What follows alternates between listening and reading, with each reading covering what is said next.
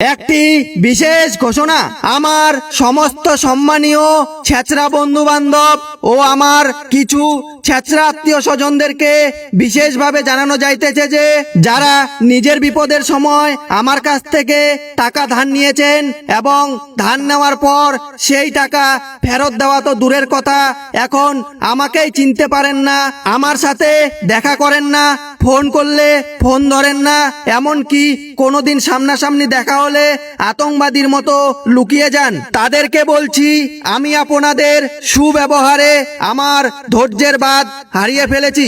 তাই আজকে বাধ্য হয়ে আপনাদের এলাকায় এসে মাইকিং করে গেলাম যে আগামী মাসের 9 তারিখ আপনাদের জন্য একটি হালখাতার ব্যবস্থা করা হয়েছে। উক্ত হালখাতায় উপস্থিত হয়ে আপনাদের বকেয়া ঋণ পরিশোধ করে যাইবেন।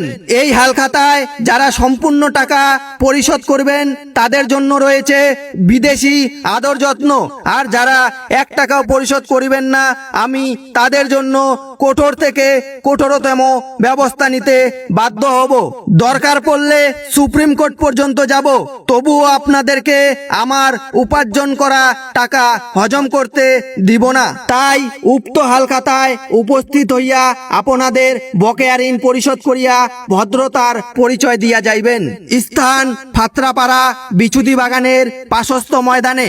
যোগাযোগ নাম্বার 112-22-4, বুঝলে বুঝ, না বুঝলে ছাড়। বিনীত বন্ধুকে টাকা ধার দিয়ে নিজে বোকাচোদা হয়ে যাওয়া এক করুণ যুবক। ধন্যবাদ।